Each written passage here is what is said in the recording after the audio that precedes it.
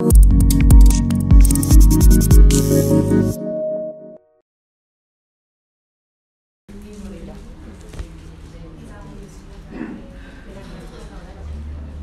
decía que íbamos a terminar hoy el Apocalipsis. Bueno, ¿se me escucha bien entonces? Si me pueden decir los que están siguiendo. Perfecto, gracias Pau. Ya, estamos aquí solucionando un problemita técnico y eso es todo.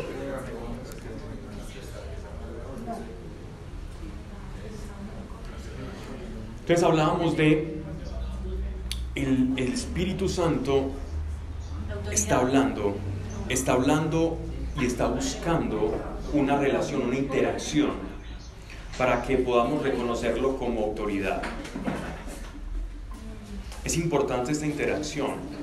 No busquemos al Espíritu primeramente como ven y dinos algo para hacer. Está bien, el Espíritu Santo hace eso, el Espíritu Santo da imperativos, el Espíritu Santo habla de ir y hacer, pero está buscando primeramente esa relación, esa interacción, para que aprendamos a identificar cuándo empiezan nuestros pensamientos y cuándo terminan, cuándo Él empieza a hablarnos y hacernos sensibles a ese contacto con Él. Y es maravilloso porque Él es un ayudador en todo.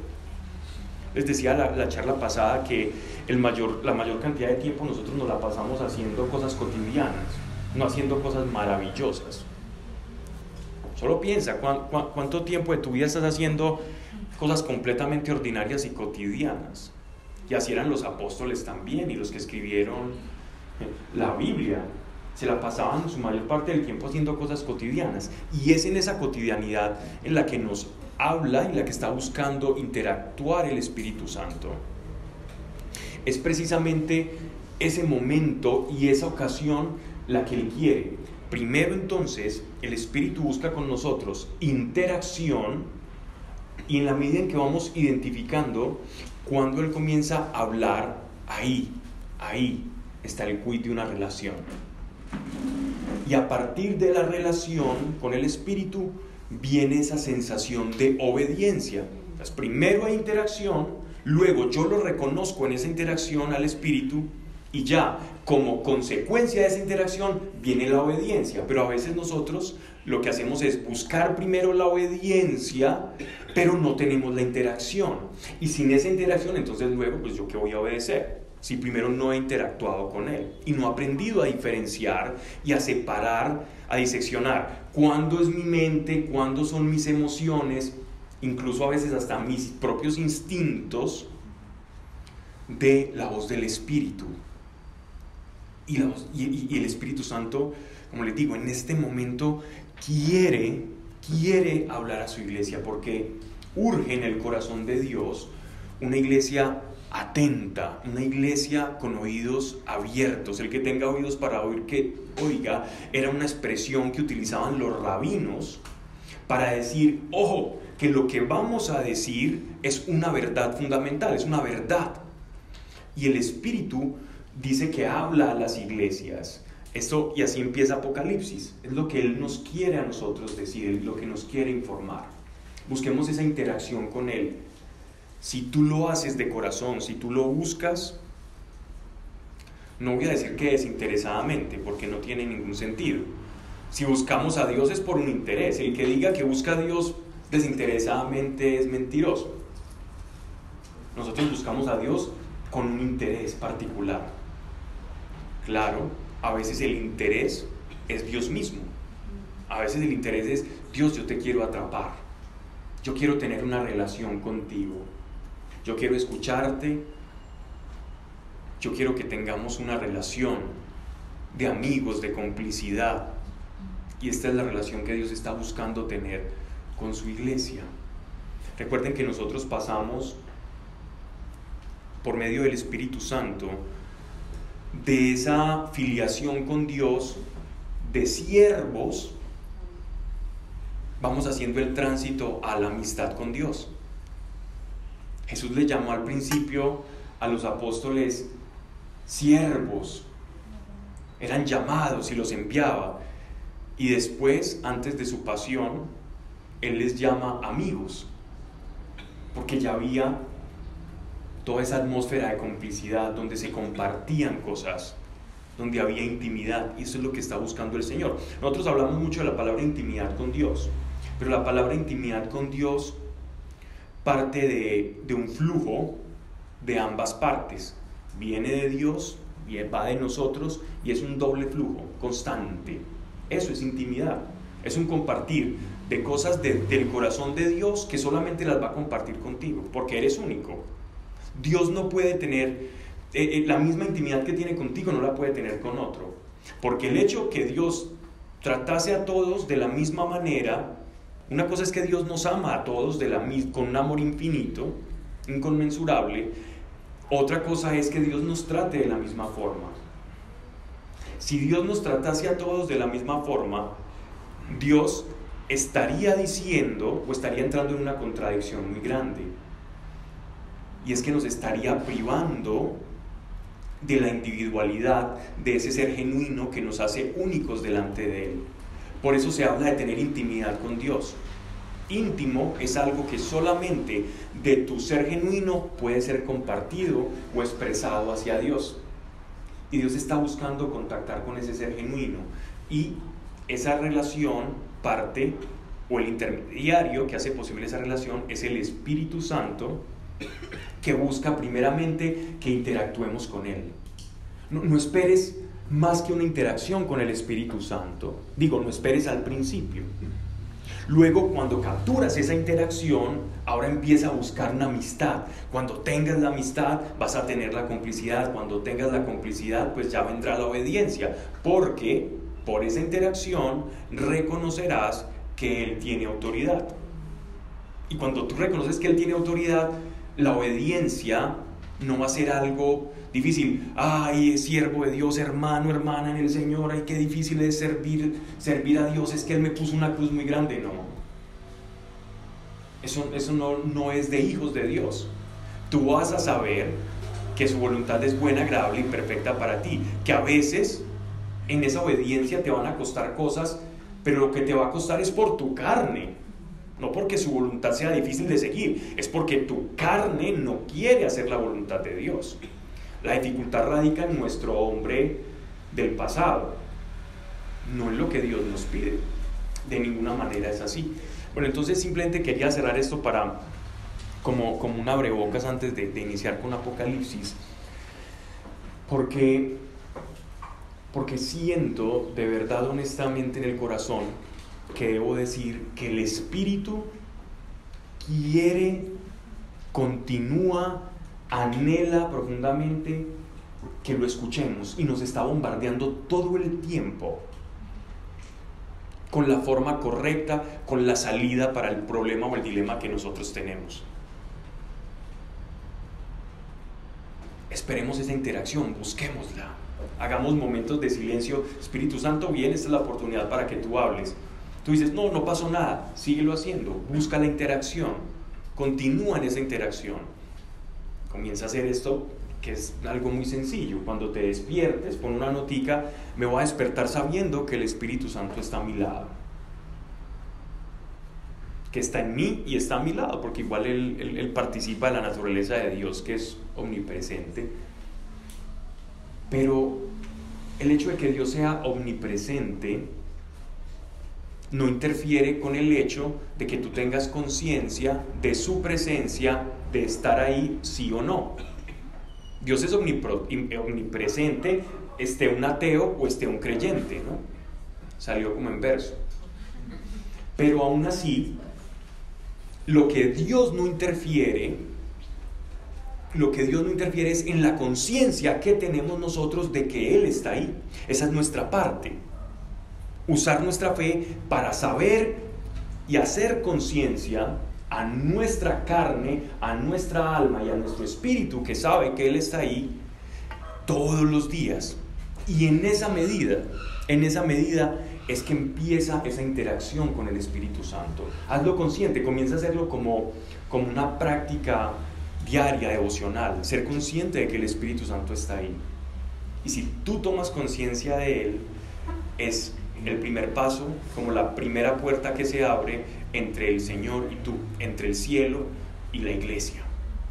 Ese acto de hacerlo consciente es tan importante. Miren, lo que estoy hablando es tan sencillo, es tan fundamental, pero tristemente largamente olvidado. Y por las cosas de la vida, por los afanes, las cosas cotidianas, se nos olvida eso. Y transformamos a Dios en actividades de creyentes, en una reunión de Biblia, en una oración que tengo devocional, y vamos reduciendo la experiencia de Dios a determinadas actividades que están relacionadas a Él, pero ojo, que no son Él. Lo que hacemos de Dios, lo que nosotros nos reunimos acá, el grupo, no es Dios. Este grupo es una multitud de personas que buscan conectar con Él, escuchar su palabra, para que por medio de su palabra pues seamos transformados, no más. Pero la real y sobrenatural actividad de Dios no ocurre cuando una persona con carismas o dones del Espíritu ora por ti, aunque puede pasar algo sobrenatural. Lo verdadero, sobrenatural, llamativo, que te va a transformar tu vida, es tu interacción personal con Dios. Es cuando tu ser genuino interno, que anhela algo más, hace contacto con Él. Y ese clic que ocurre allí es lo que hace que todo esto se vuelva maravilloso y que tú anheles todo esto, que anheles estar con las personas, con los hermanos en la fe, que empieces a menospreciar ciertos espacios que antes frecuentabas, que ciertas conversaciones de las que disfrutabas y participabas holgadamente ya se te hacen monótonas, fastidiosas, molestas. Eso es lo que muestra que ya hay una chispa ahí formándose con el Señor. Pero esta es una relación constante que nosotros portamos. Imagínate donde todos aquí en esta sala, y presumo así es, estemos conectados todos los días directamente con el Espíritu. Todos los días. Hoy nos despertamos, hoy miércoles, hoy es 10 de noviembre, 11. Sí. 10, ok. Nos despertamos con la misma conciencia, conectados hoy con el Espíritu. Y estamos todos en esa misma sintonía. Y llegamos a una suerte de reunión como esta. ¿Qué cosas tan maravillosas podrían ocurrir acá si todos estamos en esa misma sintonía? ¿Saben qué se va a expresar? Se va a expresar su iglesia con toda la multitud de dones, donde cada uno va a tener algo que el otro necesita. Revelaciones Claro, ahí vamos a ver la multiforme gracia y sabiduría de Dios que nos expresa Pablo. Entonces, el problema que yo tengo, alguien allí tiene la solución. La necesidad que yo tengo, ojo, y aun si fuera económica, otro levantará la mano y dirá: Dios me estaba ya hablando de que alguien necesitaba esto. Y entenderemos el principio de comunidad. Pero esa comunidad solo se entiende en esa relación y en esa sintonía. Pero muchas veces nosotros, como perdemos esa sintonía, entonces venimos como islas independientes. Todos venimos como islas independientes, unos desconectados, otros conectados. Los que vienen conectados es como que cuando están acá reciben ráfagas de información, no por quien habla, porque quien habla es un pelmazo. Es por la palabra de Dios que está siendo expresada.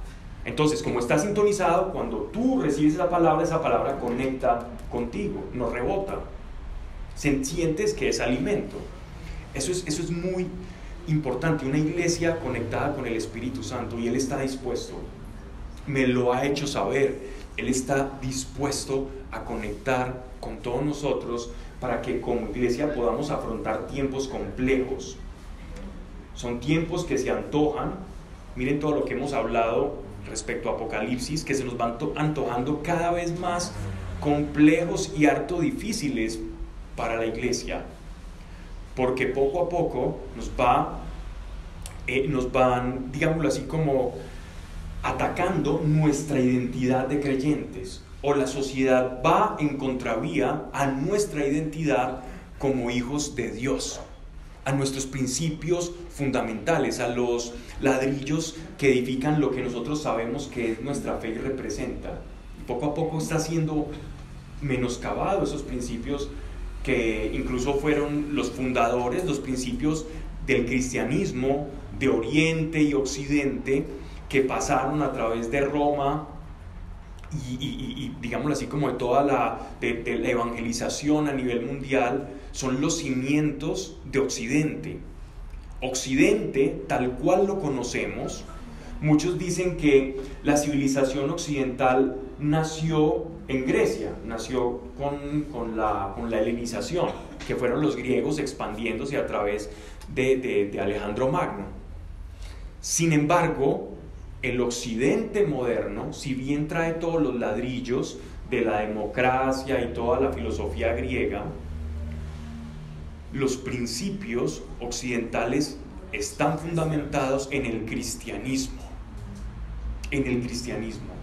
Y esos principios, cada vez más vemos cómo son atacados desde diferentes puntos de vista, desde los que presumen de ciencia, desde los que presumen de buenismo humanista, desde los que hablan de lo cultural, de lo antropológico, y se van menoscabando esos principios que han creado esta civilización basada en la libertad como un principio bíblico. Y esto poco a poco vamos viendo que se va menoscabando. Vamos entonces ya sin tanto preámbulo a invitar a Dios, vamos a intentar conectarnos con Él. Sé interesado con Dios. Sé un alma interesada con Dios. Yo no sé cuál sea tu interés. Mi interés es capturarlo y tener una interacción con Él. ¿Qué cosa más grande que experimentar una relación con Dios y saber que te está hablando? ¿Qué puede uno experimentar más grande en este mundo que saber que Dios existe y que interactúa con sus criaturas? Y que tú eres partícipe de esa interacción. Yo no veo que haya algo más grande por lo que ahogar en este mundo. Todo lo que de este mundo pasa. Pero el que no pasa, el que nos da vida eterna, se relaciona con nosotros, se hace pequeño y se hace uno con nosotros y comparte la cotidianidad de tu vida. Eso es maravilloso. Si eso no nos alegra, yo no sé qué nos va a alegrar. Vamos a invitarlo y a tener un interés particular en eso, ¿vale? Padre, gracias por tu presencia, por tu amor, porque nos has reunido en un espíritu. Gracias porque quienes están acá son inconformes de corazón, no se conforman con lo que han visto, con lo que han escuchado, y hay un anhelo profundo de más, hay un anhelo profundo de conocer la verdad. Y si estamos engañados en algún aspecto de nuestra vida, ese mismo celo por la verdad aún nos hace pasar de ese dolor y conocer y buscar esa verdad. Ven, Espíritu Santo, a interactuar con aquellos que creemos que Jesús murió, resucitó y que está sentado a tu diestra. Ven a participar con todos nosotros. Ven y sintoniza cada mente y cada corazón, para que lo que aquí se ha dicho, en cuanto provenga de tu palabra, sea inoculado, como injertado, sembrado en el corazón, para que de él emane vida, instrucción, sabiduría, y tú tengas herramientas para poder reformar toda nuestra mente y renovada poder parecernos un poco más a Cristo que lo que éramos ayer. Pero sobre todo, ven, Espíritu Santo, interactúa con nosotros para que podamos aprender a conocerte y luego a obedecerte y encontrar lo que tanto anhelamos y tanto nos hace feliz, que es propósito. Gracias, Dios, porque llevas a cada persona por caminos de bondad, de provisión, de respuestas. Gracias, Dios, porque ninguna oración se ha quedado a medio camino o en el tintero. y que ninguna cosa se diga acá que no esté de acuerdo a tu voluntad. Así sea. Amén. Bien, ahora sí, vamos entonces con el texto, capítulo 20, verso 7, pero yo creo que había quedado en deuda con algo.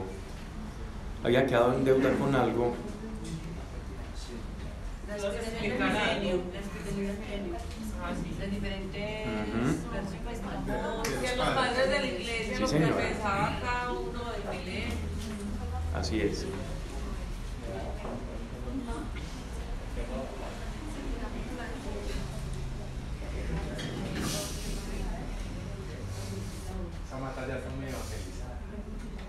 Bien.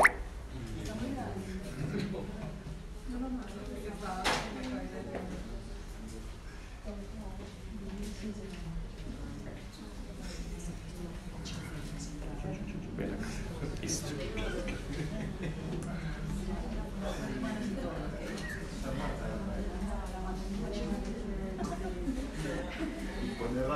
Vamos entonces, recuerden que algo importante para que no nos perdamos en la visión de Apocalipsis.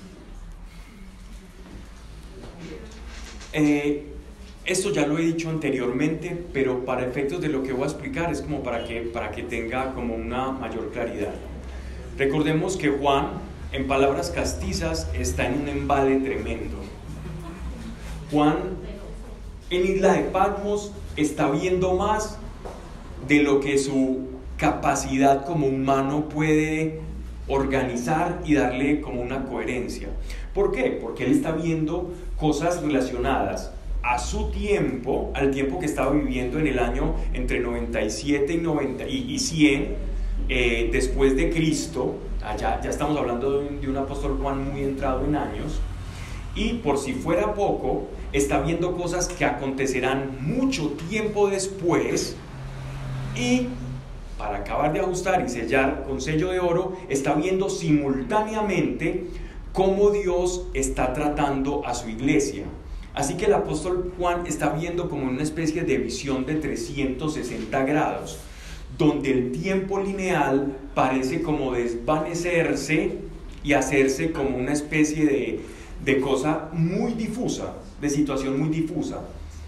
Y para efectos de redacción, el apóstol Juan entonces tiene que comenzar a redactar una cadena secuencial de sucesos. Pero el hecho de que el apóstol Juan nos dé una narración secuencial, ojo, secuencial no significa cronológica.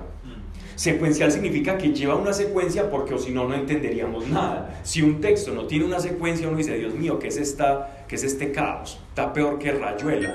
¿Okay? No podríamos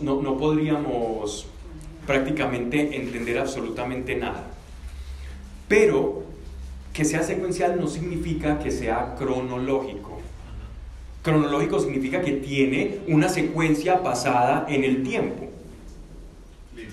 Lineal, o sea, que hay un antes y hay un después. Aquí en Apocalipsis, a nosotros como iglesia nos toca interpretar dónde va cada situación, porque él nos está narrando cuando está el anticristo, cuando llegan las bestias del mar y el anticristo. Al mismo tiempo nos está narrando que Dios está retirando a su iglesia y la está enviando al desierto. Después nos habla antes nos habló de unos sellos, nos habló de unos caballos. Entonces uno dice, bueno, primero vienen los caballos, después los sellos, después las trompetas. Y entonces, ¿cómo hacemos? Muchas personas han interpretado a lo largo de la historia o intentado por lo menos el Apocalipsis de una manera muy cronológica, pero se han metido en camisas de 11 varas. Y quienes ven esto de manera excesivamente cronológica terminan dando fechas del final de los tiempos, y siempre todos los que han intentado, desde Joseph Smith, desde el padre de los testigos de Jehová, desde las revelaciones de Anna White, como matrona, no sé cómo decirlo, de precursora de lo que se conoce como los adventistas del séptimo día, dieron fechas del final de los tiempos, y todas ellas fueron aniquiladas por la fehaciente y tétrica verdad que no ocurrió, ¿vale?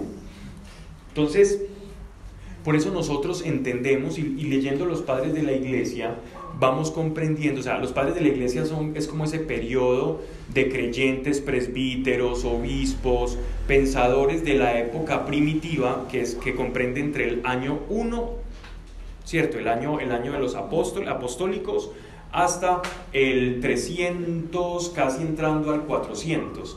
Ahí es donde se consolida la patrística o lo que nosotros llamamos el movimiento de los primeros padres de la iglesia, que fueron los que dejaron sus primeros escritos después de los apóstoles y de los evangelios tal cual lo conocemos. Entonces es bueno leer de patrística porque ahí vamos a encontrar cómo pensaban esos cristianos primeritos respecto a todas estas cosas, ¿vale?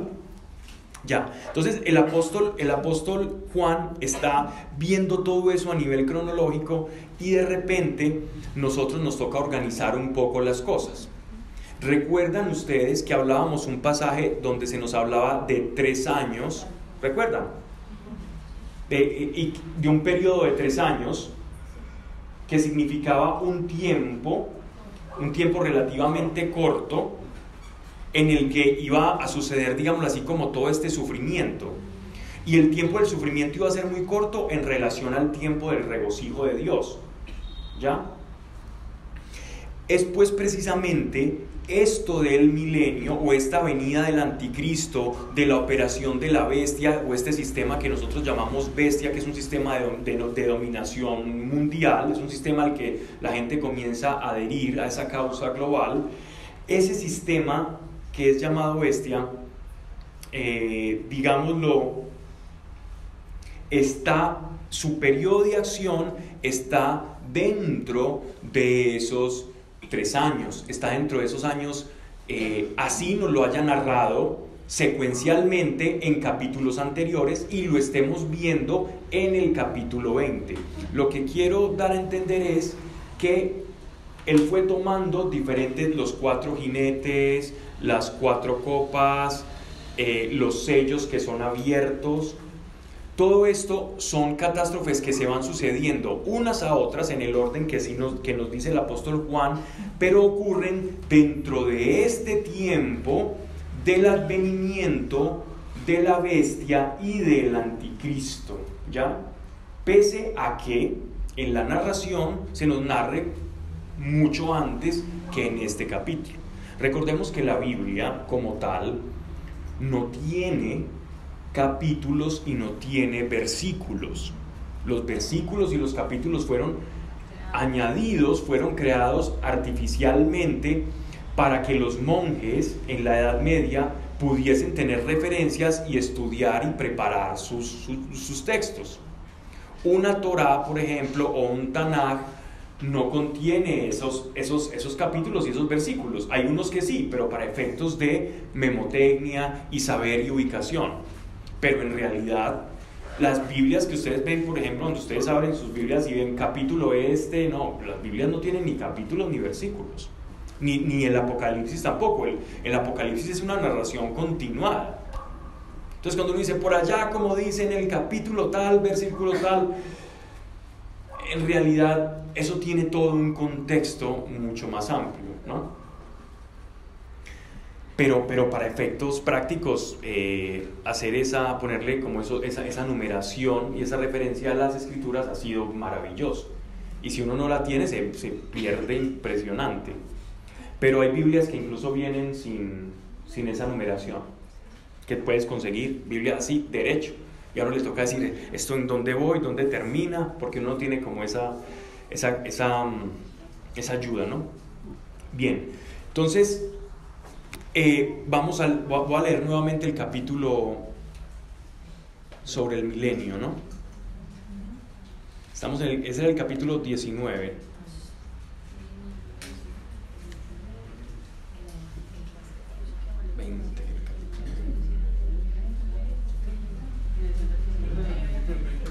¿Cómo? Sí. Vi un ángel, capítulo 20, verso 1. Vi un ángel que descendía del cielo trayendo la llave del abismo y un gran y una gran cadena en su mano.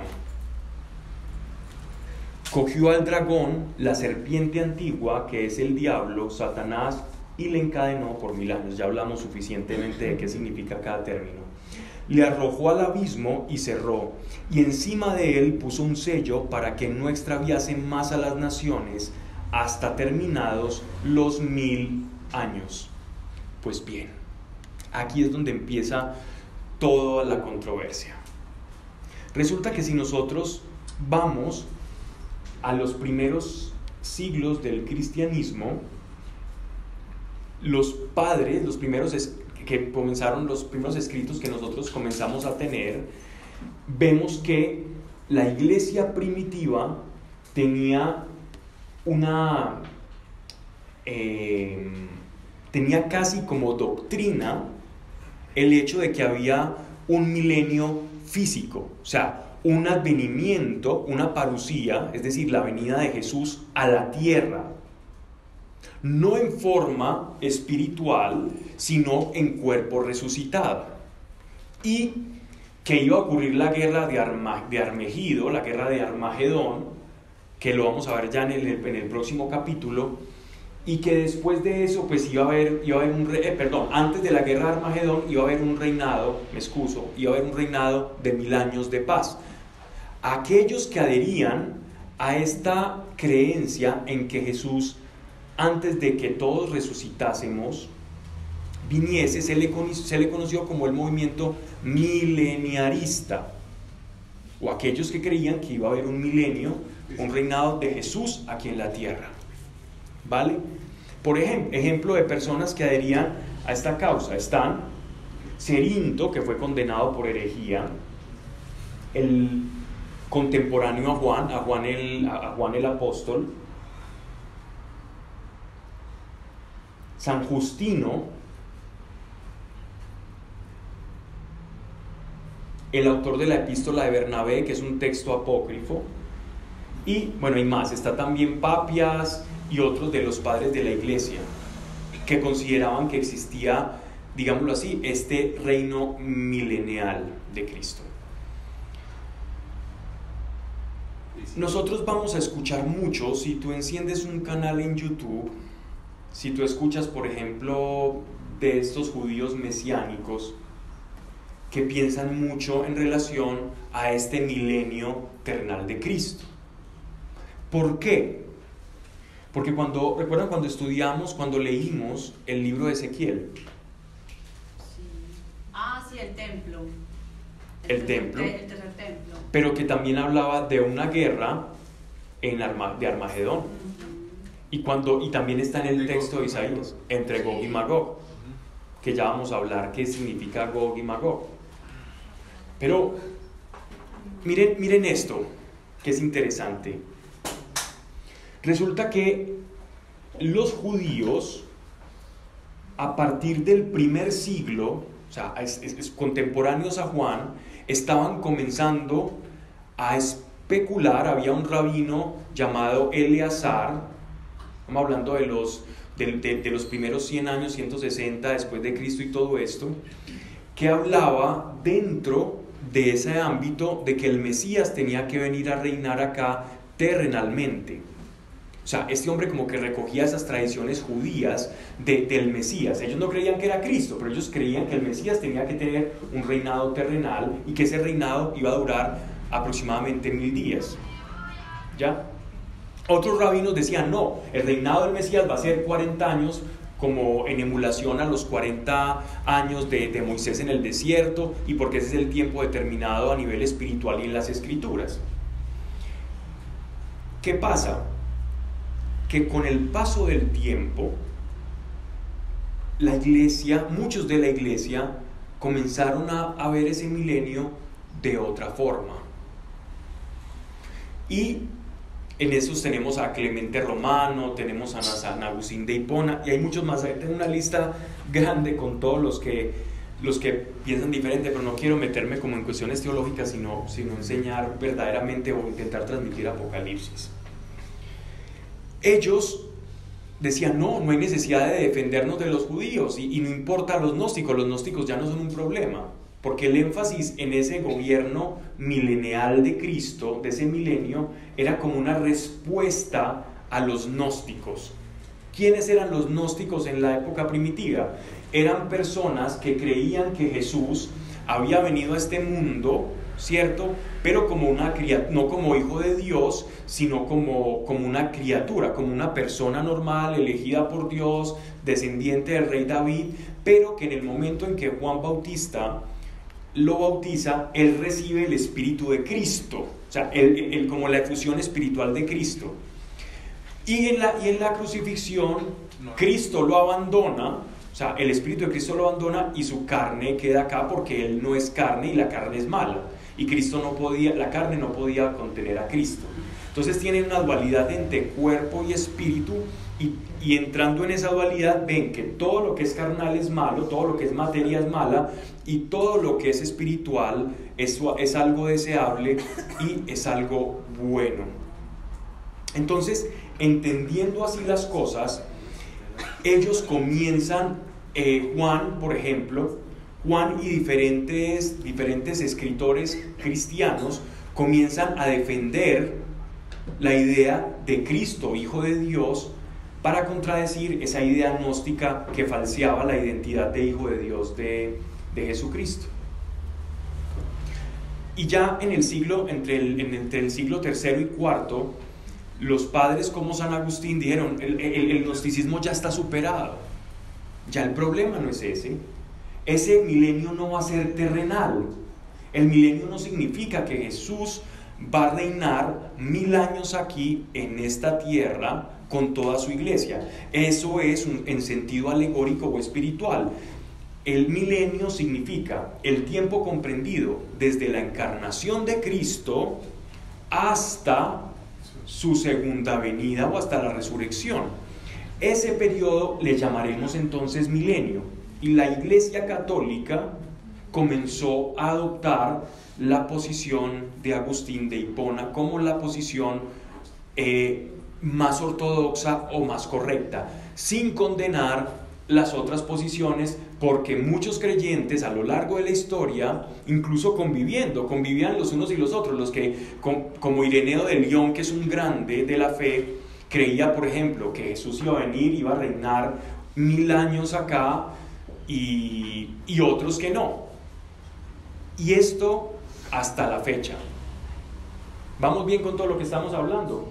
No entendimos bien ¿qué dices, Agustín de Hipona, por ejemplo, habla de que el gobierno milenial o ese milenio que va a gobernar Cristo no es terrenal, sino que es alegórico y es espiritual. Significa todo el tiempo en que Dios va a estar con la iglesia militante, o sea, con la iglesia que está en la tierra. Acordémonos que él usa diferentes términos para todo el conjunto de la iglesia. Está la iglesia militante, la iglesia purgativa y la iglesia triunfante, que es la iglesia que está en el cielo. Esa es la arquitectura, pues, teológica de Agustín de Hipona, y que la iglesia católica recoge, ¿no?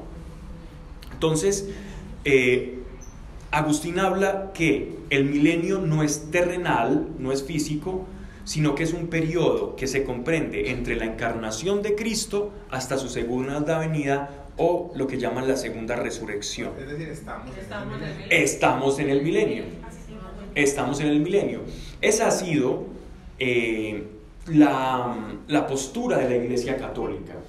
O sea, quien comulga enteramente y dice, ¿usted qué es? Yo soy católico, entiende que el milenio es ese periodo comprendido. Ojo, pero muchos católicos también a lo largo de la historia han pensado que no, el milenio puede ser terrenal, y la iglesia no condena eso como herejía.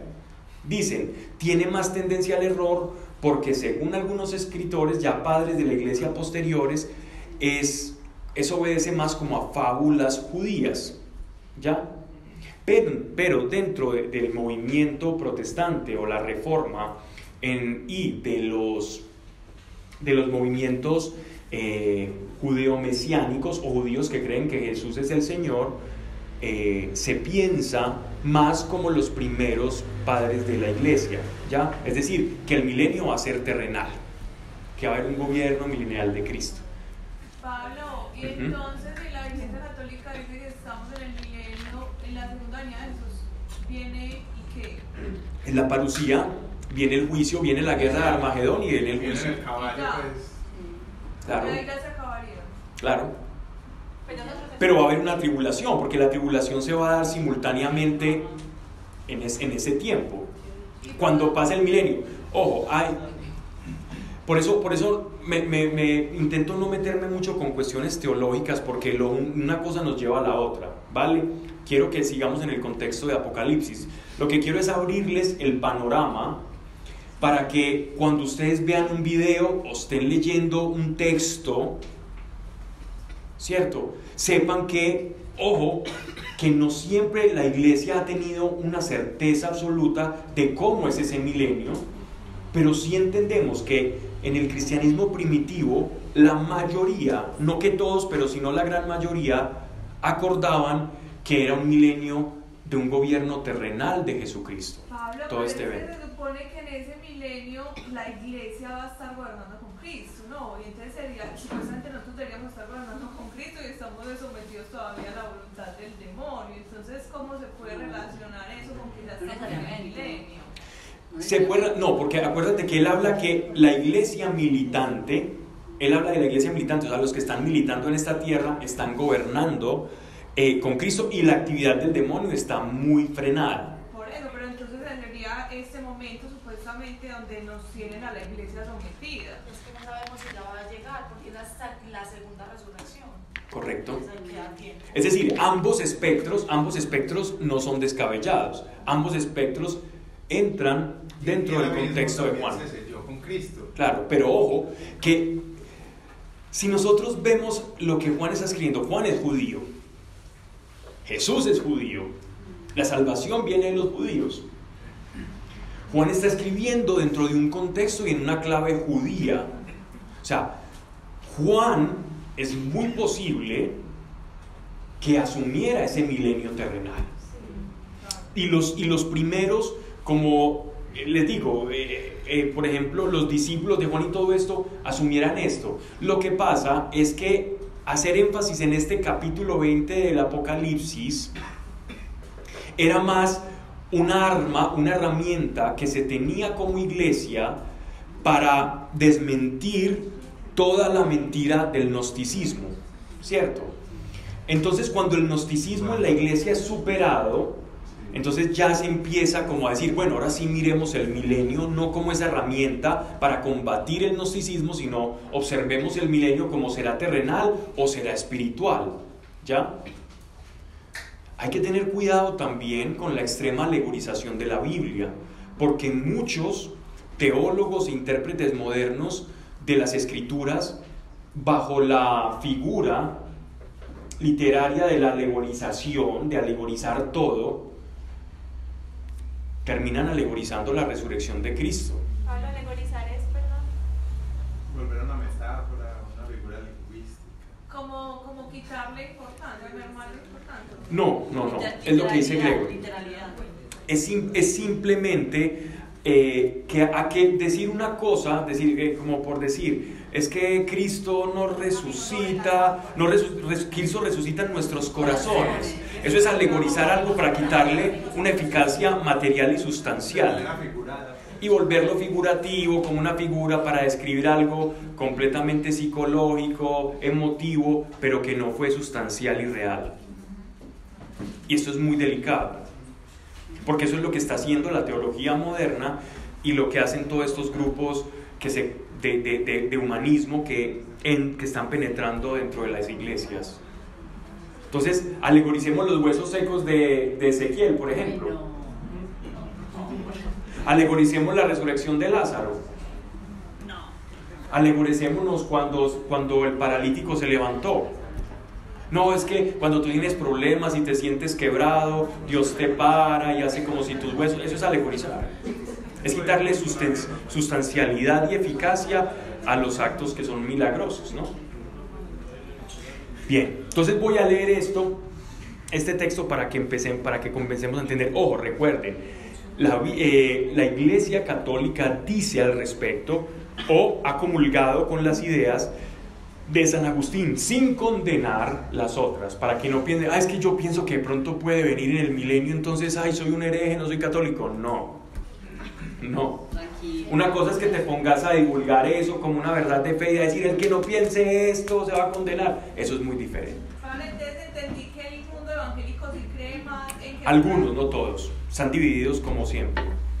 Como todos en todas partes. Tristemente. Bueno. El mundo, hay algunos que dicen, ser evangélico es esto, por lo tanto usted no es evangélico y yo sí. Ser evangélico es creer en el evangelio, usted no cree en el evangelio. Si usted cree en los dones del Espíritu Santo, entonces usted es un tipo loco y no está en lo correcto. Si usted cree que la salvación es por esto y no por esto, están divididos. Hay más de 6.700 denominaciones evangélicas. Unidad no hay. La unidad la tenemos que encontrar en el Espíritu. Vi a un ángel que descendía del cielo trayendo la llave del abismo y un gran cadena en su mano. Cogió al dragón, la serpiente antigua, que es el diablo Satanás, y le encadenó por 1000 años. Le arrojó al abismo y cerró, y encima de él puso un sello para que no extraviase más a las naciones hasta terminados los 1000 años, después de los cuales será soltado por poco tiempo. Este poco tiempo son estos 3 años y medio de los que nos narran el apóstol Juan. Pablo, pero para que lo tienen que soltar. ¿Cómo? Para que lo tienen que soltar. Las cosas de Dios. Lo había notado en el capítulo 9, en el 5º sello, ¿cierto? O sea, que estamos hablando de una simultaneidad. O sea, no hay un orden cronológico, pero él está viendo diferentes partes de la realidad. Está describiendo diferentes escenas de un continuo. Ya lo había mencionado. Sí, señor. Será soltado por poco. Vi tronos y sentáronse en ellos. ¿Por qué lo tiene que soltar? Para que haya juicio. Si no, no hay juicio.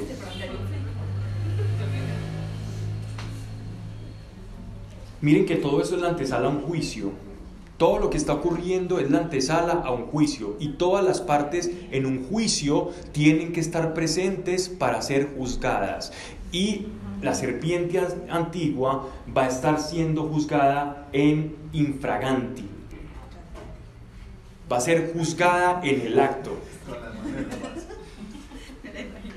Vi tronos y sentáronse en ellos y fueles dado el poder de juzgar. Y vi las almas de los que habían sido degollados por el testimonio de Jesús y por las palabras de Dios, y cuantos no habían adorado a la bestia ni a su imagen, ni habían recibido la marca sobre su frente y sobre su mano, y vivieron y reinaron con Cristo 1000 años. Los restantes muertos, ya dicho lo dicho, ¿cierto? Ya dicho lo dicho de lo que dice San Agustín y eso, y no quise ahondar. Podíamos hablar mucho del tema, pero eso debería ser teología y no es el propósito de este espacio. Dime. No es propósito hablar de teología en este espacio. Los restantes muertos, perdón, dime la pregunta para no dejarte. Dime la pregunta. Que San Agustín hizo una alegoría De ese texto. Pues más o menos, porque él habla de... Sí, pero ojo, a ver, la extrema alegorización es mala, pero la Biblia alegoriza muchos términos, muchos. Y exactamente, y hay muchas expresiones alegóricas. Las parábolas, el movimiento es alegoría pura, una parábola, y Jesús lo hizo. Pero ojo, estoy hablando ya de que uno puede caer. Una alegoría es muy buena para enseñar o para mostrar una realidad espiritual que se escapa de la experiencia inmediata de nosotros. Pero la hiperalegorización o la extrema alegorización es una huida de lo sobrenatural, de la verdad. También es una manera de decir, es muy fácil, como yo soy creyente y vamos a ver, pongamos a la Biblia a decir esto. Muy peligroso. Como la extrema literalidad también. Pues, la extrema literalidad también es supremamente peligrosa.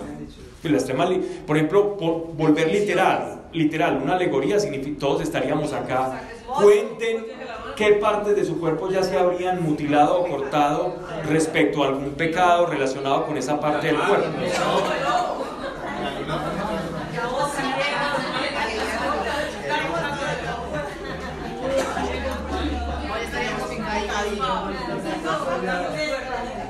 Pablo, pero eso que tú dices, mira que en estos días Yo tengo unos amigos teólogos, yo los quiero mucho, pero son así súper ultramodernos.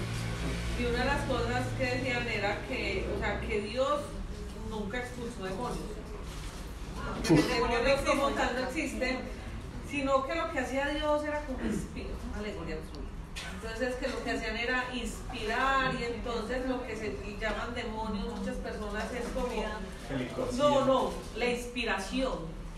Entonces yo decía, ven, ¿y cómo así? Entonces yo no mandé a inspirar demonios, yo no lo entendía, entonces yo era la bruta pues porque ellos están como en un nivel allá todo superior. Un nivel tercero, No, ellos se entrenan así, y yo le digo, que no está mandando pero sí, una de las cosas que ellos decían era que el demonio, entonces por ejemplo cuando hablaban, o sea, me explicaban qué demonio qué significa, qué Satán qué significa, prácticamente, o sea, como que Jesús y Satán. Demonio viene de daemon y viene de entidad, no viene de... Mire que tienen que rebuscar la etimología, es impresionante. Y entonces empieza, y entonces que el hebreo y que no sé qué, y que terminamos enredando de una manera impresionante y enredando también a mucha gente. ¿Saben qué es eso? Es alguien que tiene título de teología pero no es creyente. Sí, yo se lo dije, yo se lo dije, yo sabía que es que yo se lo dije. No veo la manifestación del Espíritu Santo. Creo que hasta ahora me está. Ahora que lo pierdo, usted no lo convierte. Hablando de lo que acabaste de decir del juicio, que decían que porque tenía que soltar a Satán, y me dijiste que para juicio es como cuando iban a hacer, como cuando Dios iba a hacer el juicio contra Sodoma y Gomorra, que decía que la maldad, o sea, que la queja de la maldad había subido a su trono y que iba a ver si era cierto para emitir el juicio, más o menos. No es más o menos, es lo mismo. Y fueron sorprendidos en su maldad.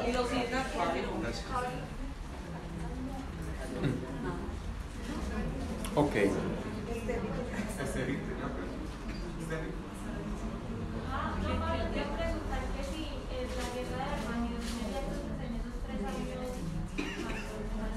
Viene después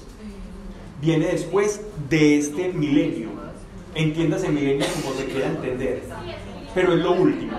Es la última, son como los últimos arrestos que tiene la bestia y el sistema que se llama bestia para atacar e intentar destruir la fe y la obra de Dios. Viene la liberación corta por 3 años. Y la pregunta era si en ese periodo de 3 años era la guerra. La guerra de Armagedón es lo último. Lo último. O sea, en esta cronología que estamos intentando sostener, es como lo último ya antes del juicio. Es lo último antes del juicio. ¿Vale? Los restantes muertos no vivieron hasta terminados los 1000 años. Esta es la primera resurrección. Ojo, ¿qué quiere decir?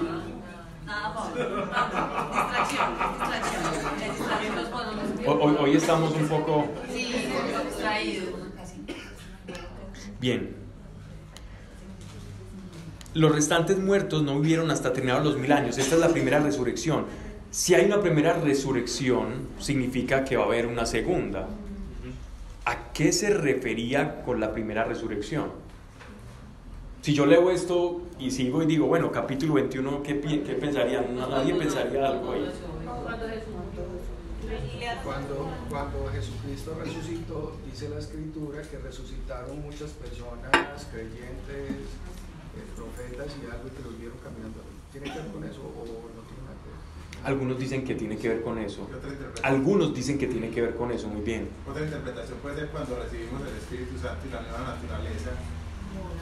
Otra interpretación tiene que ver con eso, pero lo relacionan más con el bautismo, que es la nueva naturaleza. Directamente se dice así. O sea, mire qué tan interesante lo que acabamos de ver acá, porque dos de las interpretaciones que se le ha dado a este texto históricamente, una salió de boca de Hernán y otra salió de boca de Gregorio. La interpretación que se refiere a aquellos que gozaron de esa primera resurrección, y por otro lado, como incluso el mismo San Agustín que ahorita estábamos citando, que veía la primera resurrección en el bautismo y la segunda resurrección, que es la resurrección de los muertos que todos entendemos. Miren que qué bonito ejercicio el haber hecho esta pregunta, porque no hay una claridad meridiana al respecto. Bienaventurado y santo el que tiene parte en la primera resurrección, sobre ellos no tendrá poder la segunda muerte. Si hay una segunda muerte es porque hay una primera muerte. ¿Cuál entonces, en ese orden de ideas, sería la primera muerte? Espiritual. ¿Cuál? Muy bien, a eso se refiere la primera muerte. Una de las interpretaciones de boca de Meli. O sea, solo cuando uno nace, Pablo, ya está en la primera muerte, hasta que resucita en el espíritu. Correcto. ¿Y cuál es la segunda muerte entonces? La condenación. Sí, muy bien. Esa es la razón de este texto. Miren cómo va saliendo de todos conectados con el texto. La segunda muerte entonces es ya la condenación. ¿Cuál es la primera? La primera es la de Adán, es la del pecado de Adán. Es la muerte a la que todos estamos condenados por el pecado de origen. Por un hombre somos condenados. ¿Cómo es? Por un hombre somos muertos. Por uno somos... Así es. Está muy bíblico estoy, pues. Ok. Verso 7, capítulo 20, verso 7. Cuando se hubieren acabado los 1000 años, será Satanás soltado de su prisión y saldrá a extraviar a las naciones que moran en los 4 ángulos de la tierra, a Gog y a Magog. ¿Dónde leemos estas palabras? No es la primera vez que se mencionan en la Biblia. Una es un nombre, ¿cierto? Y otra es como el rey, como el reinado de Gog, Magog, son como el Gog nombre y el reinado de Magog, ¿ya? Como la autoridad y el poder de Magog, de ese Gog. Magog es el poder de ese Gog, o sea, es un ser entronizado, eso es lo que significa Magog. Es este Gog, pero con un poder y con un investido de una autoridad. Si nosotros nos vamos por allá a Génesis, vamos a encontrar que Noé tuvo 3 hijos, Cam, Sem y Jafet, que siguiendo la genealogía de Génesis, a partir de esos 3 hijos que repoblaron la tierra, se generaron 70 familias. Pues les cuento que en el linaje de Noé viene siendo Gog uno de sus nietos, uno de los nietos del patriarca Noé, que según la escritura se ubicó más o menos hacia el norte, hacia donde podríamos decir, para los que intentan describir qué es lo que significa este Gog, podríamos hablar que se está refiriendo a algo relacionado con Occidente, para ser más precisos, con Europa, ¿ya? Para los que les gusta estar identificando qué es con qué y relacionarlo. También vemos a Gog y a Magog en Ezequiel, en el texto de Ezequiel. Y miren que no es casual que se nos esté hablando del milenio, que el apóstol Juan nos venga hablando del milenio y que acto seguido nos saque otro texto que tiene relación a el profeta Ezequiel, porque dentro de Ezequiel, dentro de Daniel y dentro de Isaías, nosotros tenemos pasajes que son de orden apocalíptico, ¿ya? Entonces, vean qué interesante que si nos intentamos adentrar en la mente del apóstol, el apóstol está conectado con el libro de Ezequiel mientras está recibiendo esta revelación. O sea, no está separado el libro de Ezequiel, lo cual nos da una clave interesante para comprender mejor este pasaje, acudiendo al texto de Ezequiel, que por eso vimos antes de Apocalipsis, porque tiene una relación. Yo sé que nos demoramos mucho y hacer la relación ya es difícil, pero si nos vamos a los audios, tomamos nuestra Biblia y hacemos el ejercicio, algo positivo vamos a sacar de eso. Ahora tengo una pregunta ¿Medio qué? X, pero el apóstol Juan, o sea, ellos ahí tenían los manuscritos, por ejemplo, de Ezequiel, o él se lo había aprendido ya de la tradición. Ellos se lo sabían de memoria.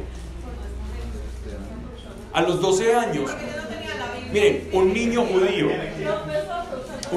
a los 12 años ya sabía recitar profetas, sabía recitar todo lo que nosotros conocemos como el Pentateuco, se lo sabían de memoria.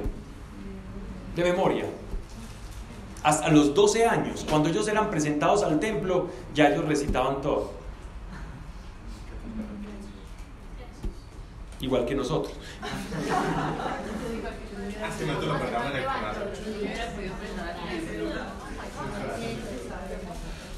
Pero una cosa es recitar, otra cosa es vivirlo también, ¿no? Por eso Jesús a muchos les llamaba sepulcros blanqueados, ¿no? Sí, qué duro. Pero también es para admirarlos, ¿no? Bien. Entonces, miren, este personaje dice que se ubicó por esta zona. Sigamos. A Gog y Magog, y reunirlos para la guerra, cuyo ejército será como las arenas del mar. O sea, el gobierno de Magog va a ser algo sin precedentes. ¿Dónde vemos esta alegoría, esta figura también para representar multitud? Cuando Dios le hace una promesa a Abraham y le dice que tus descendientes serán como las arenas del mar. Miren que el lenguaje alegórico está ahí. Y tiene su fin. No va a decir cuántos eran, va a decir son muchos. Subirán sobre la anchura de la tierra. O sea, esto va a ser algo global. Cuando dice anchura de la tierra, se está refiriendo a que esto va a ser un conflicto global. No va a ser algo muy pequeñito, esto va a ser un conflicto global muy grande. Y cercarán el campamento de los santos y la ciudad amada. O sea, sabemos que la ciudad amada es Jerusalén. Pero descenderá fuego del cielo y los devorará. El diablo que los extraviaba será arrojado en el estanque de fuego y azufre, donde están también la bestia, ya hablamos quién era la bestia y qué representaba, y el falso profeta, y serán atormentados día y noche por los siglos de los siglos. Este es el juicio. Este es el juicio. Vi un trono alto y blanco,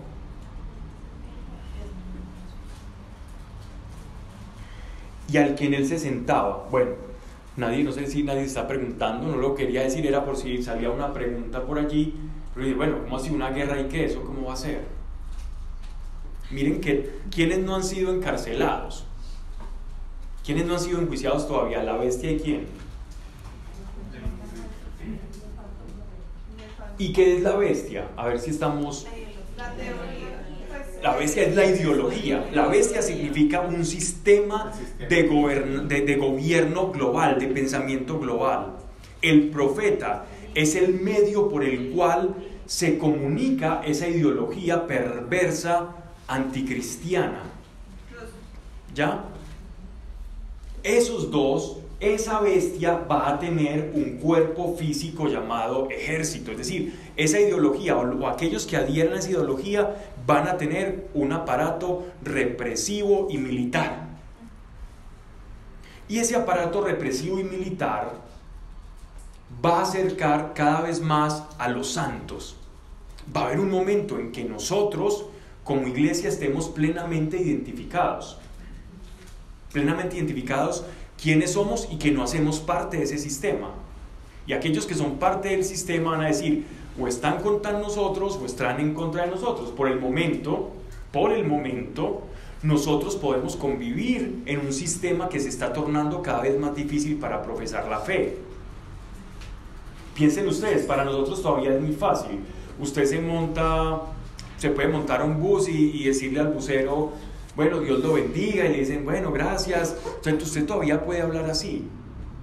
Usted todavía puede tener manifestaciones de fe en público. Pero retrocedámonos, no tenemos que retrocedernos mucho, vámonos al año pasado, cuando no nos podíamos reunir como iglesia. Y si nos reuníamos como iglesia, porque nosotros decimos, nosotros nos queremos reunir a orar, a interceder por alguien que tiene necesidad, y no podíamos, intercedernos, y buscamos formas, Dios, entonces la tecnología, y esto yo se lo he escuchado a muchos, me cansé de escuchar esta frase, es que en la pandemia aprendimos a recrearnos, aprendimos a reinventarnos. Yo escucho esa palabra y ya me da urticaria. A reinventarnos, es que aprendimos es que saquemos lo positivo, no nos reinventamos de nada. Lo que nos sirvió es para darnos cuenta que, ojo, cuidado, que en cualquier momento el mundo nos puede cercar. El mundo te puede cercar. Y también como iglesia nos acercamos más. Que buscamos estos medios, sí. Pero que en cualquier momento, si algo tan pequeño, no es que esté trivializando esto que ocurrió, pero esto no se parece en nada a los 4 jinetes del Apocalipsis. Hizo lo que hizo con nosotros, que nos separó como iglesia, que puso a madres en contra de los hijos, divorcios, los que ustedes quieran. Yo estaba viendo la tasa de divorcios en pandemia, era impresionante. Suicidios, tantas cosas que ocurrieron por algo tan simple. Ahora, cuando venga una catástrofe peor, ¿qué medidas pueden tomar en contra de la iglesia? ¿Y cómo nosotros nos vamos a preparar? O uno por temor va a decir, sí, yo quiero ser marcado con esto o no. Cuando realmente nos veamos presionados y acorralados, ¿qué vamos a hacer? Ah, no, como eso es lo que hay que hacer. Dios dice, a Dios lo que es de Dios y al César lo que es del César. Entonces, venga, le voy a dar al César lo que es del César, ¿sí? Pero darle al César, pero nunca para el César es tu cuerpo. Nunca para el César es tu identidad o lo que tú crees. Para el César son los impuestos. Para Dios es toda tu mente y todo tu corazón, y tu cuerpo es templo del Espíritu Santo. Eso es para Dios. Entregad vuestros cuerpos como ofrenda buena, fragante y agradable a Dios, dice el apóstol Pablo. ¿A quién se lo va a entregar? ¿A quién se lo va a entregar? Cuando ya empiecen a pesar cosas, no esto simplemente es como para acordarnos de algo que ocurrió, que puede rebotar el mundo cuando pase algo más fuerte. Nosotros como iglesia, ¿qué vamos a hacer? Va a llegar el momento en que vamos a estar, como dice acá, que dice que vamos a estar cercados, reunidos en la ciudad santa. Algunos dicen que toda la iglesia va a estar en Jerusalén, pero allá no vamos a caber todos. Pero la iglesia va a estar cercada y vamos a tener que estar unidos en un mismo espíritu, sabiendo que es bueno y que es malo. El día en que un sistema global, político, hegemónico, con autoridad te diga qué hacer con tus hijos, qué hacer con tu cuerpo, y si no haces esto con tu cuerpo, con tus hijos, con lo que tú eres, que le entregaste a Dios, si tú no haces esto, entonces no puedes pertenecer a este sistema. El día que eso pase, ¿qué vas a hacer tú? Ah, no, al César lo que es del César y a Dios lo que es de Dios. ¿Qué vas a hacer? ¿O vas a remar contra corriente? No sin argumentos, no por un tonto que va en contra de todo, no. Pero va a haber un momento en que la bestia ya sea completamente, o ese sistema sea completamente incompatible. Cada vez más se está haciendo incompatible. A la fecha, como fuimos una sociedad basada en principios judeocristianos, a la fecha nosotros encontramos mucha compatibilidad con el sistema en que vivimos. Dios lo bendiga y la gente le devuelve la bendición a uno. Pero el día en que dar la bendición o decir Dios lo bendiga es ofender el credo de otro, o expresar públicamente tu fe, sea un delito, ¿qué vas a hacer? ¿Le vas a dar a Dios, al César, lo que es de Dios? ¿Qué vamos a hacer? Porque a eso nos vamos a ver expuestos en este tiempo. Y solo puse un ejemplo de algo que pasó, que no se parece en la dimensión de lo que es este final de los tiempos. Pero como iglesias vamos a tener que estar preparados para poder disentir y decirle a la bestia, no, conmigo no, ni con mis hijos, ni con mi cuerpo, ni con nada, ni con mi identidad de creyente.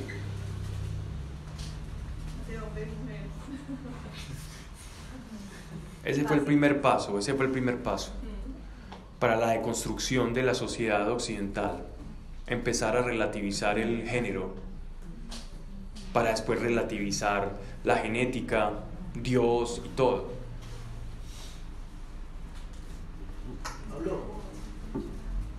Mi hermano menor es de Estados Unidos y él estudió allá. Y mi papá es creyente, pues, y tenía que sentarse con él. Y mi hermano no podía, se hace la bendición y decir, oh my God, en el colegio. No podía, pero porque lo sancionaban, pues, y lo podían sacar. Así es. Y estamos hablando de hace 10 años quizás más. Ahora está aún peor.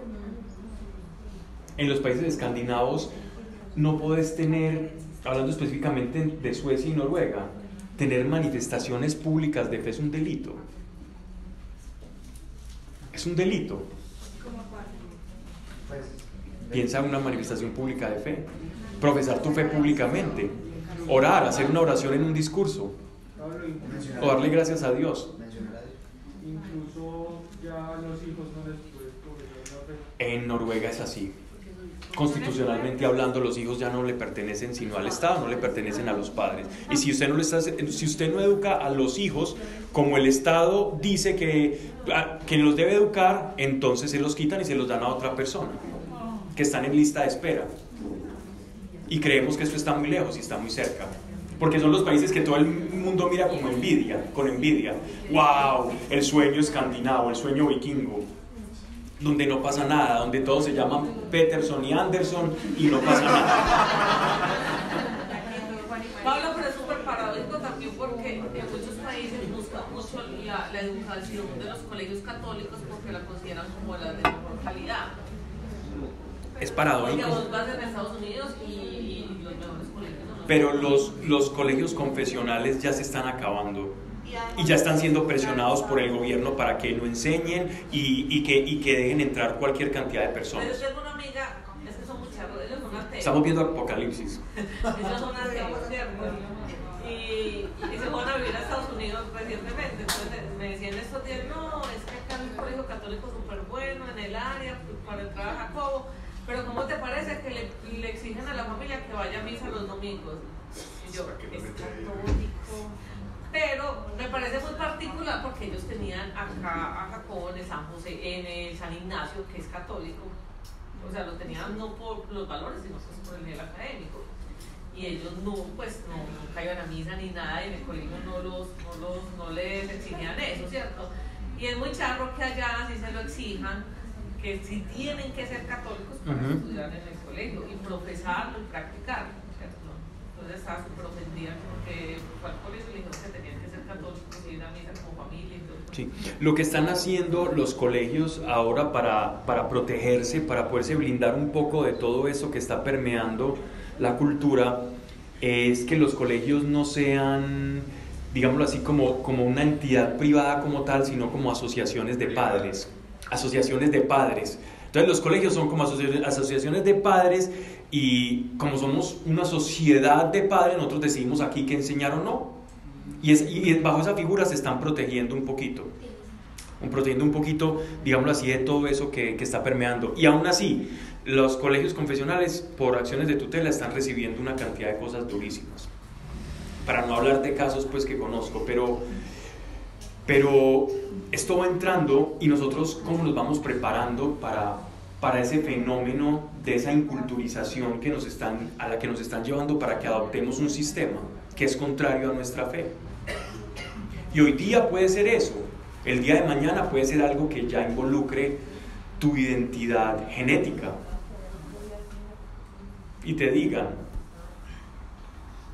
oye, es que estuvimos viendo el historial genético de tu mamá, de tu abuela, y ella tuvo cáncer de mama, tú vas a quedar en embarazo, nosotros te vamos a aplicar una serie de intervenciones genéticas para que tu hijo salga de esta manera, lo tenemos que desarrollar in vitro, si no, no puedes tener, y el Estado no te permite tener hijos, o que el Estado diga, no puedes tener hijos porque sabemos que tienes un alto porcentaje de que tu hijo salga con estas anomalías. con estas deformidades, con estas deficiencias, etc., etc. Y a eso vamos. A eso vamos. Es que esto no está lejos. Esto no está lejos. Esto está muy cerca. Que te priven. Pues en China, ocurre eso. En China te dicen cuántos hijos tienes que tener. ¿Qué profesión debes ejercer? ¿Qué profesión debes ejercer? De acuerdo a lo que esté necesitando el sistema. Y a eso, eso es adherir a ese sistema. Entonces cada vez vamos a estar más acorralados. Para no seguir hablando, eso ya hemos hablado mucho, pero lo que pasa es que vuelve y surge porque es la manera en que llevamos este texto a la práctica real. Vio un trono alto y blanco, verso 11, y al que en él se sentaba, de cuya presencia huyeron el cielo y la tierra y no dejaron rastro de sí. Vi a los muertos grandes y pequeños que estaban delante del trono y fueron abiertos los libros. Esos libros son magníficos porque este es como el libro, es como en la antigua creencia judía, espiritual judía, ellos hablaban de la vida como si fuera un libro.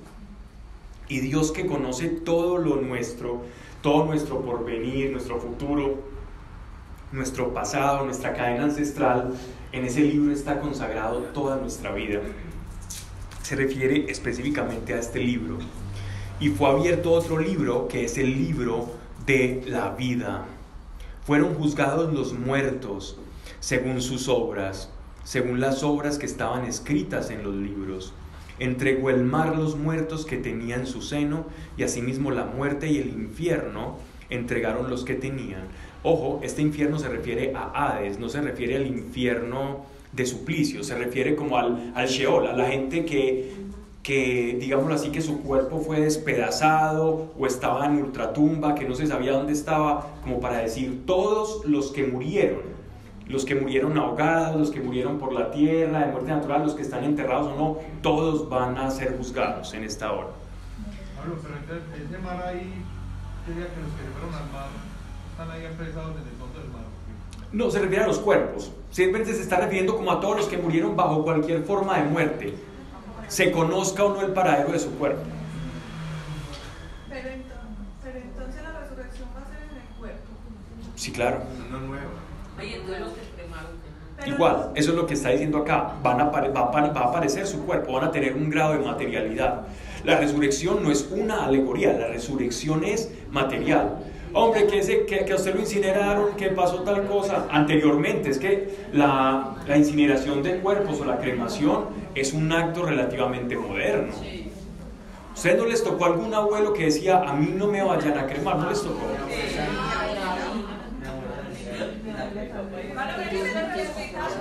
¿Saben por qué decían eso? Por la resurrección de los muertos.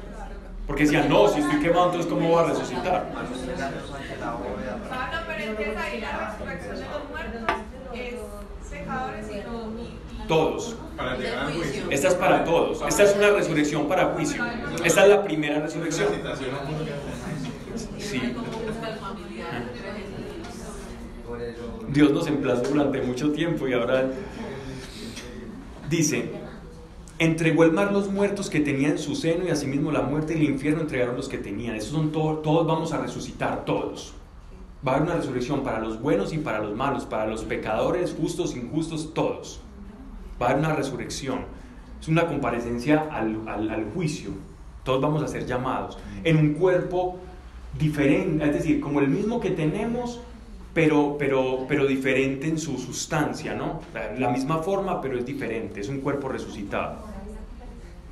Unos van a resucitar para vida y otros van a resucitar para muerte, o sea, para condenación. Y fueron juzgados cada uno según sus obras. Pablo, pero entonces uno es juzgado por las obras o por la fe. Por las obras muestras tu fe. Cuando amaste la sustancia del amor que te puso. ¿Qué piensan al respecto? ¿Qué piensa Geraldine?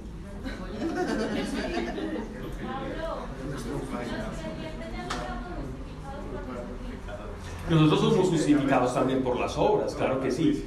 Pero, sí señora, por las obras de Cristo en la cruz. Pero y ya los que no reconocen obras propias. Correcto. Pero nosotros también por las obras propias, aunque no, respiramos por las propias de pero pagadas por ella. No, ella pagó. No, yo por las obras que yo hago.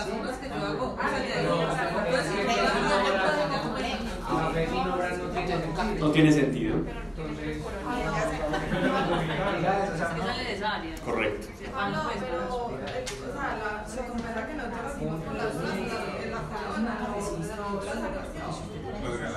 Yo los estoy dejando discutir al respecto. Miren, aquí se está refiriendo, todos somos nosotros por las obras. Si somos juzgados nosotros por las obras, ¿qué creen que sería nuestra sentencia? Pero si somos juzgados en la obra cúspide del acto de redención, expiación, salvación, que es la obra en la cruz, nosotros somos pasados por limpios. Todas las obras que por la fe en la cruz yo produzca no son las obras a las que se está refiriendo este texto. Todas las obras que se producen por mi fe, por la fe que tengo en Cristo y que emanan como consecuencia de mi fe en Cristo, no son las obras soteriológicas o salvíficas. Es decir, no son las obras que me van a otorgar a mí el cielo. ¿Ya? Esas obras, según hablan los textos, según hablan las escrituras, nos dan como galardones, ¿no? Galardones, pero hablar de galardones es perder el tiempo. Aquí es entrar, aquí es ser salvo o no. Pablo, no sé si en mi memoria estoy equivocado, dentro de las visiones de Juan en el Apocalipsis, creo que él veía como una multitud de personas con vestiduras rojas que habían sido justificados por la sangre de Cristo, y esa era como la señal de esa limpieza, que no habíamos sido salvados por obra y no por la investidura de él en nosotros. Sí, él habla de dos fases de la iglesia: aquellos que fueron lavadas sus vestiduras en la sangre del Cordero y se tornó carmesí, rojo, y esa vestidura roja significa que tenemos que ser bañados con su sangre para luego tener y portar vestiduras blancas. O sea, somos bañados por esa sangre, por esa obra. O sea, sí somos justificados por obra, sí, pero por su obra. Ya luego las obras que nosotros producimos por fe no son para salvación, sino que son la consecuencia de nuestra fe. Entonces ahí es donde dice el apóstol Santiago: bueno, muéstreme, usted dice que tiene fe y no tiene obras, usted es un mentiroso. Pero si usted me muestra su fe por las obras que hace, entonces yo diré: sí tienes fe. Así que obras y fe van de la mano.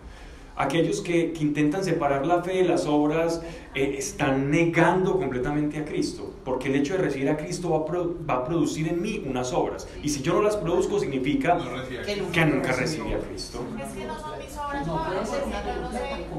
Pues esa pregunta Marisa, si eso está en alguna parte de la Biblia. Bueno, en la religión católica uno dice: es que yo no puedo hacer nada bueno por mí misma, entonces en realidad el que hace las obras buenas es Dios. Eso lo dice la Escritura. Eso está escrito 100%.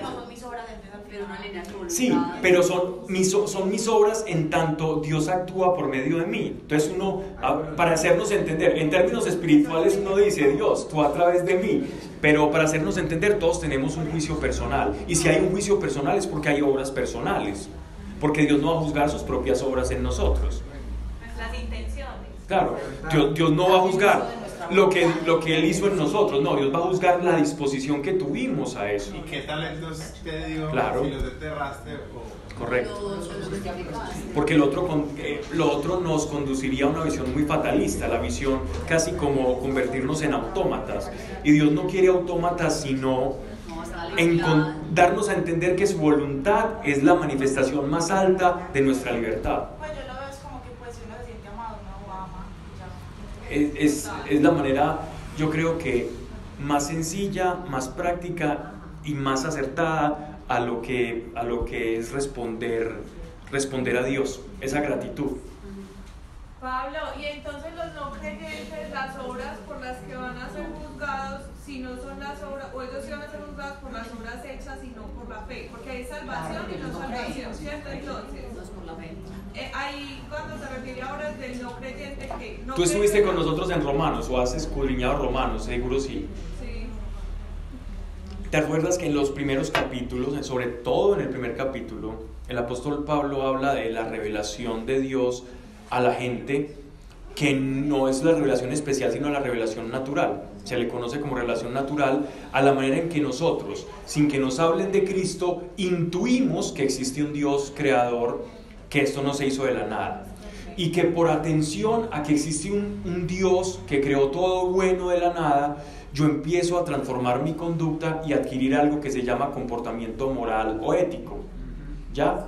Porque creo que hay algo trascendente que me va a juzgar, o que existe un orden que yo no puedo violentar. Entonces Pablo habla de que aquellos que no creen o que no escucharon serán juzgados por sus obras conforme a esa conciencia que tienen de esa reminiscencia de un Dios creador, ¿ya? No sé si eso alcanza, eso es solo Dios sabe. Solo Dios sabe. Y los que empiezan a especular, no, entonces el indiecito del Amazonas, eso es la pregunta. Es que el indiecito, no, es que los de la India que le rezan, no, es que los que hacen yoga que son tan buenos, es que los bodhisattvas que salen del monasterio budista a hacer buenas obras antes de encerrarse en un monasterio, tan bonitos, tan buenos y tan sabios, entonces Dios los va a condenar porque no conocen a Cristo. Esas son las preguntas típicas a las que todos tuvimos una vez, a las que todos nos enfrentamos, y a las que la única conclusión a la que yo llegué, espero les sirva, es: Dios es inteligente, Dios es un juez, y además es misericordioso, y me voy a ir con otra palabra ya para uno salir del problema: Dios es perfecto. Y si tengo un Dios perfecto, ¿cómo han de ser sus juicios?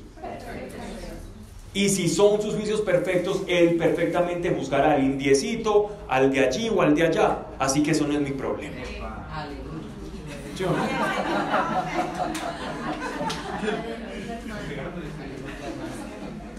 Con eso sale uno de ese problema de meterse en los zapatos de Dios. Si uno no sabe juzgar a un hijo cuando hace algo malo, uno por pesar de regañarlo. Ahora uno decir que si el indígena o se va a condenar o no, uno qué sabe. Uno solo puede saber cómo se ha comportado uno, ni siquiera el vecino. Uno no conoce el corazón de nadie. ¿Acaso el propio lo estamos aprendiendo a conocer? ¿Acaso el propio? Y fueron juzgados cada uno según sus obras. La muerte y el infierno fueron arrojados según sus obras. La muerte y el infierno fueron arrojados al estanque de fuego. La muerte y el infierno, o sea, no va a haber infierno como tal. O sea, ya no va a haber muerte y Hades, o sea, ese lugar de expectación de las almas antes del juicio. Ese lugar ya no va a tener y la muerte va a ser erradicada por completo. Esta es la segunda muerte, el estanque de fuego. O sea, ese es el lugar verdadero de condenación. El estanque de fuego es lo que nosotros conocemos como infierno, ¿ya? Lo que pasa es que en la teología joánica se expresa o se entiende que infierno o Hades, Sheol y lago de fuego son cosas diferentes. Lo que nosotros tenemos y comúnmente conocemos como infierno es a lo que se está refiriendo Juan como el estanque de fuego. ¿Ya? ¿Qué significa cada uno? No. El estanque de fuego es el lugar de tormento, el que nosotros conocemos habitualmente como infierno.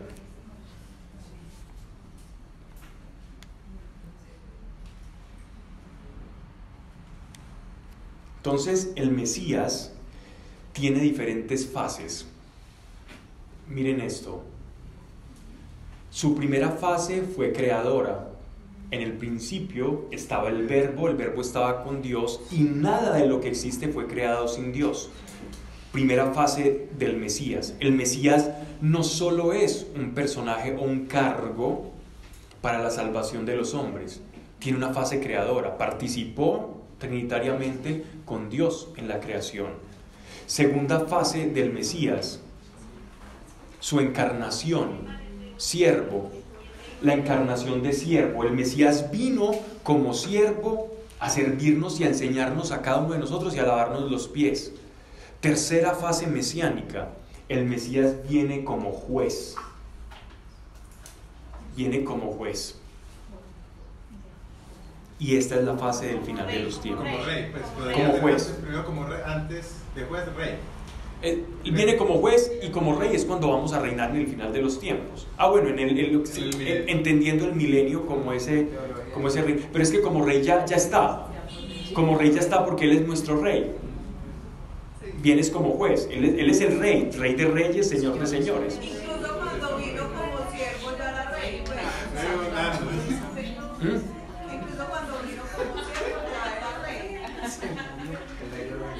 Era en esencia, pero vino como siervo. Tanto no vino como rey, que miren que Él no se dejó entronizar. Él decía a la gente, no cuenten esto, porque Él sabía que si contaban, lo entronizaban. Cuando Él llegó montado en el pollino a la ciudad santa, a Él prácticamente cuando le decían Hosana, le estaban diciendo, venga, que usted es el hijo de David y lo vamos a poner en el trono de Israel. Y el trono de Israel fue... La corona de espinas. Y Él dijo que esa no era su misión. Y por eso fue que muchos de los que lo seguían dijeron, no, este no es el rey. Y lo estaban esperando como rey y no lo esperaban como siervo. Y entender las fases del Mesías es aprender el plan de redención de Dios. Y su pueblo no entendió la fase de siervo. Y esa fase de siervo había sido anunciada por el profeta Isaías. Todo el profeta Isaías gira en torno a las fases mesiánicas y especialmente a la fase de siervo, y no de un siervo cualquiera, sino de un siervo que se entrega hasta lo último por amor. Pablo, otra de las teorías de mis amigos teólogos es la muerte. Que a nosotros no nos salvó la muerte de Jesús, sino que lo que nos salvó fue la vida de Jesús. O sea, Él vino a salvarnos con la vida, que la muerte fue una consecuencia por asumir pues, la humanidad y porque encontró que pues, con gente que no estuvo de acuerdo con lo que Él decía, pensaba y que se lo mataron, pero que el plan original era que nos salvaba era la vida de Jesús. Con su ideología, sí, pues con su presencia, con todo lo que vino a hacer. No, mejor dicho, es un maestro que vino por allá de los judíos, vino a enseñar. No, vino que recorrió, pues un católico. No puede ser, no es. Bueno, se dicen ser católicos, entonces uno reconoce pues a Jesús como Dios. Yo también quiero creer. ¿Ah? No, pero sabes que es muy teso y es muy bonito cuando yo hablo con ellos que no, y yo le digo muy al Señor, tan bacano que no me dejo llevar como otros que los oigo que hablan con Él, se dejan llevar. Yo, ay Señor, bueno, algo están haciendo bien porque no me dejo llevar pues por sus teorías y todo lo que me dicen. Pero son como raros. Y sabes que hay muchos así. Pero son así súper ultra modernos, pues mejor dicho, los más tesos de este mundo, pues son los que más leen y te citan todos los libros habidos y por haber y a todos los y los saduceos no creían en lo sobrenatural, ¿cierto? Sí, los saduceos. Los saduceos no creían en lo sobrenatural. Entonces llegan a saduceos. No, y ellos obvio no creen en lo sobrenatural. De hecho me decían, es que pedir el Espíritu Santo es muy bueno, porque el Espíritu Santo ya está. O sea, eso de ven Espíritu Santo, ellos decían, eso es una, pues es innecesario, pues porque ahí está, el Espíritu Santo ya está. Entonces, En lo único que tiene, pero es en lo único en que de pronto pueden tener algo de sentido, ¿sabes? Porque ya está. Sí, ya está. Pero ellos no creen que está como una persona, ¿ya? Sino como otra cosa muy diferente. Bueno, vi cielo nuevo y una tierra nueva. 21 capítulo 1. Perdón. ¿Qué quiere no esté escrito en el libro de la mujer? Vale. El ultimito, el 15. 2015. Sí. Pablo. Usted es mi amigo.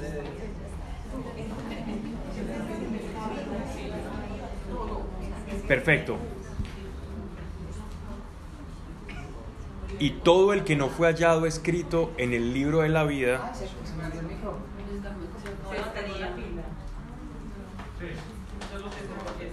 Sí, murió el Antulio. ¿Eso afecta para la grabación? No. Perfecto. No, pero tengo una respaldo. Okay. Dice: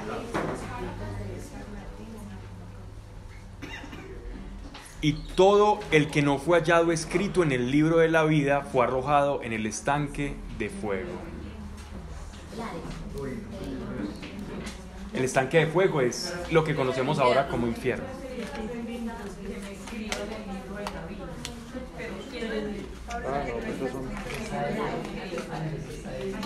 Vamos a terminar Apocalipsis en la próxima charla.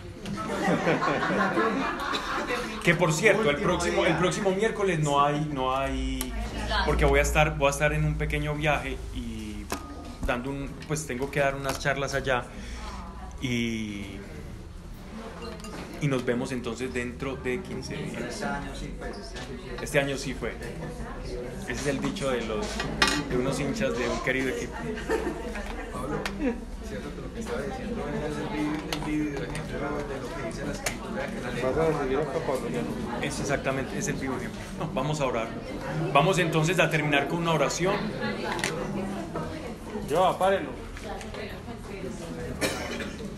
Padre, te damos gracias por cada persona. Dios, prepara el corazón de cada uno de nosotros, Señor,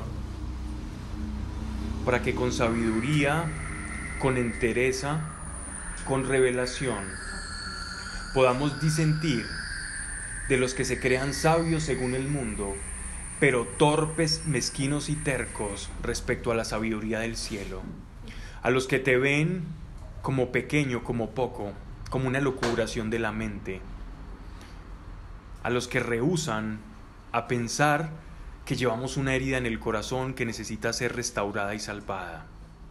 Pedimos también por ellos, Señor, pero ayúdanos, Dios, a poder cimentarnos, solidificarnos en la piedra angular que es Jesucristo, para que por medio de esta nueva identidad, que no permitas que nada ni nadie nos robe lo que ya somos y la paz que hemos recibido.